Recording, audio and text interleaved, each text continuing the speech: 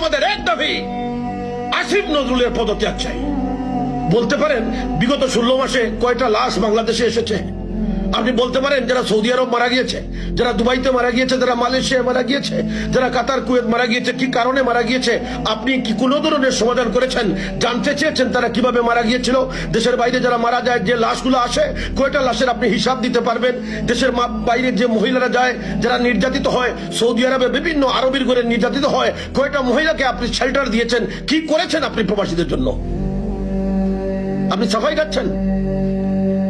শুধু চেয়ারে বসলে হয় না, ক্ষমতার চেয়ারে শিয়ালও বসলে বাঘের মতো আওয়াজ দেয়। এই চেয়ারে যদি আল্লাহর হুকুম হয় আমরাও বসবো, এই সংসদে আল্লাহর হুকুম হইলে আমরাও যাব। আপনি দেখবেন প্রবাসীদের জন্য কিভাবে কাজ করতে হয়। এই চেয়ারে যে বসে প্রবাসীদের দায়িত্ব যে নেয়, প্রবাসী কল্যাণ মন্ত্রণালয়ের মন্ত্রী যে হয়, উপদেষ্টা যে হয়, সে ঘুম থেকে উঠে খবর নিবে পৃথিবীর কোন দেশে প্রবাসীরা বিপদে আছে, কোন দেশে ভিসা ট্রান্সফার বন্ধ, কোন দেশে শ্রমবাজারের সমস্যা। শ্রমবাজারের জন্য মার্কেটিং করতে হয় প্রবাসী কল্যাণ উপদেষ্টার এই চেয়ারে বসে। প্রবাসীদের জন্য মার্কেটিং করতে হয়, রেমিটেন্সের জন্য মার্কেটিং